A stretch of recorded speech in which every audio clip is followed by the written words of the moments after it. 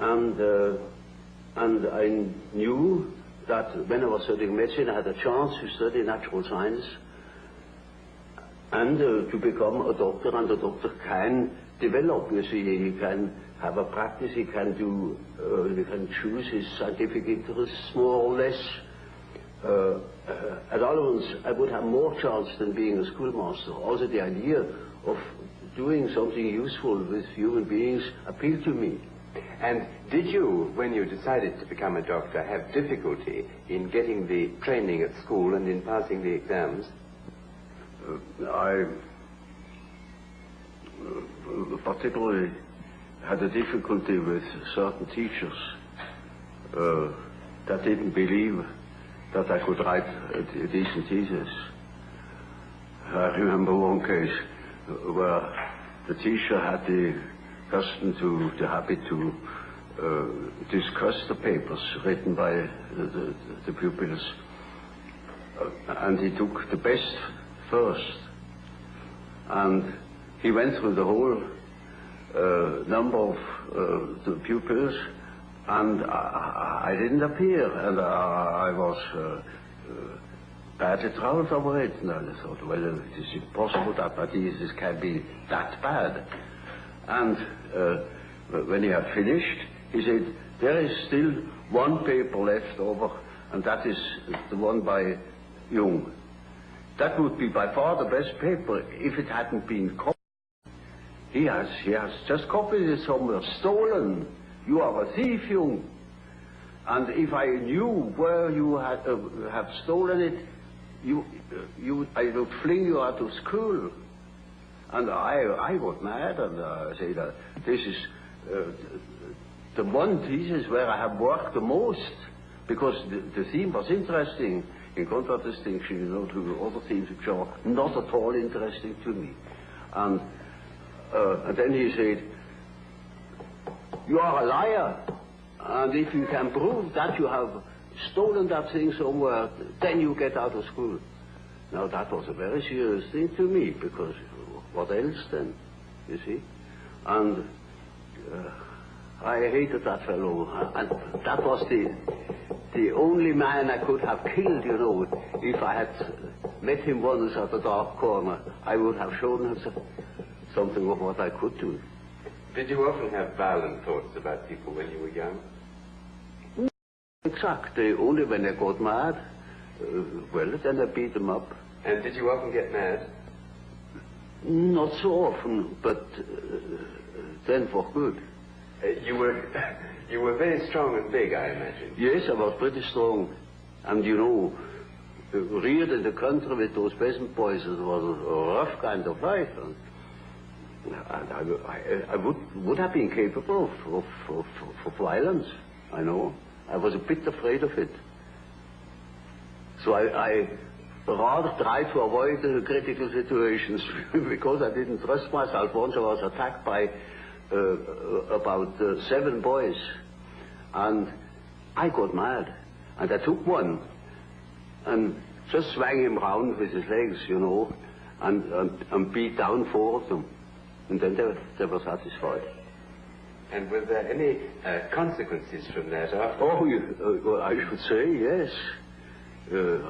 From then on, I was always suspected that I was at the bottom of every trouble. I was not, but they were afraid, and I was not attacked again. Well, now, when the time came that you qualified as a doctor, what made you decide to specialize in being an alienist? Yeah, that is rather an interesting point. When I had finished my studies practically, and when I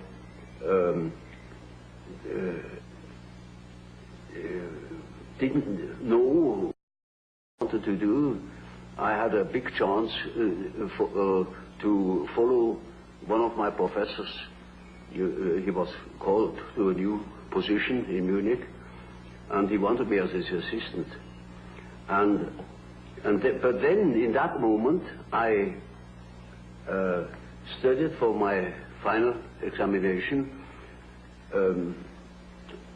I came across the textbook, a textbook of psychiatry. Up to then, I thought nothing about it, because our professor then wasn't particularly interesting. And I only read the introduction to that book. Certain things were said about psychosis as a maladjustment of personality. That hit the nail on the head. In that moment, I saw I must become an alienist. My heart was thumping wildly in that moment. When I told my professor I wouldn't follow him, I would study psychiatry, he couldn't understand it. My friends, because in those days psychiatry was nothing at all. But I saw one great chance to unite certain contrasting things in myself, namely, beside medicine, beside natural science, I always had studied history of philosophy and such subjects. It was just as if suddenly two streams were joining. And how long was it after you took that decision that you first came in contact with Freud? Oh, you know, that was at the end of my studies, and then it took quite a while until I met Freud. You see, I finished my studies in 1900, and I met Freud only very much later. I read, in already read his dream interpretation and the Breuer Freud studies about hysteria, but that was merely literary, you know. And then in 1907, I became acquainted with him personally. Will you tell me how that happened? Did you go to Vienna? Oh, well, I'd written a book about the psychology of dementia precox, called schizophrenia then. I sent him that book, and thus became acquainted. I went to Vienna for a fortnight then, and then we had very long and penetrating conversations, and that settled it. And this long and penetrating conversation was followed by personal friendship? Oh yes, it soon developed into a personal friendship. And what sort of man was Freud? Well, he was a complicated nature, you know. I liked him very much. But I soon discovered that when he had thought something, then it was settled, while I was doubting all along the line. And it was impossible to discuss something really à fond. You know, he had no philosophical education, particularly, you see, I was studying Kant, and I was steeped in it, and that was far from Freud. So from the very beginning, there was a discrepancy. Did you in fact grow apart later, partly because of the difference in temperamental approach to experiment and proof and so on? Well, of course, there is always a temperamental difference. And his approach was naturally different from mine, because his personality was different from mine. That led me into my later investigation of psychological types.